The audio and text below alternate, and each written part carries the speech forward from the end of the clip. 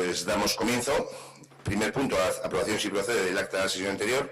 No se ha remitido el acta, están pendientes el acta del mes de julio y el acta del mes de septiembre.